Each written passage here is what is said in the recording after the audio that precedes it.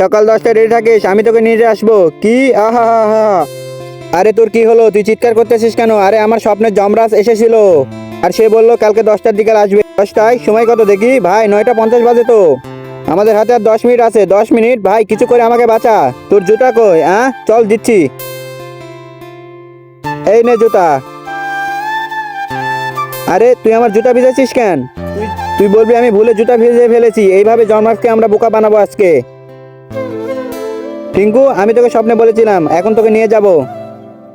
মহারাজ, আমি তো যেতে পারবো না, কারণ আমার একটা সমস্যা হয়ে গেছে।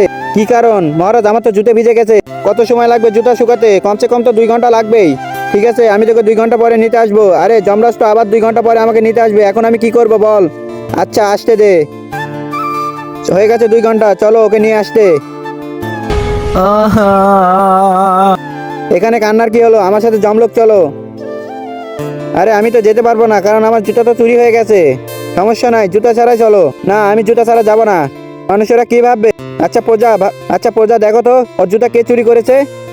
কিন্তু তার আগে বন্ধুরা, তোমরা কি আল্লাহ তাআলার এই ঘরটিকে ভালোবাসো নাকি এই মন্দির ঘরটিকে ভালোবাসো? যদি আল্লাহ তাআলার এই ঘরটিকে ভালোবেসে থাকো তাহলে একটি লাইক করে চ্যানেলটিকে সাবস্ক্রাইব করে দিও, আর কমেন্টে লিখে যাও আই লাভ ইউ আল্লাহ। আর যদি না করো, আমি বুঝে যাবো তোমরা মন্দির ঘরটিকে ভালোবাসো।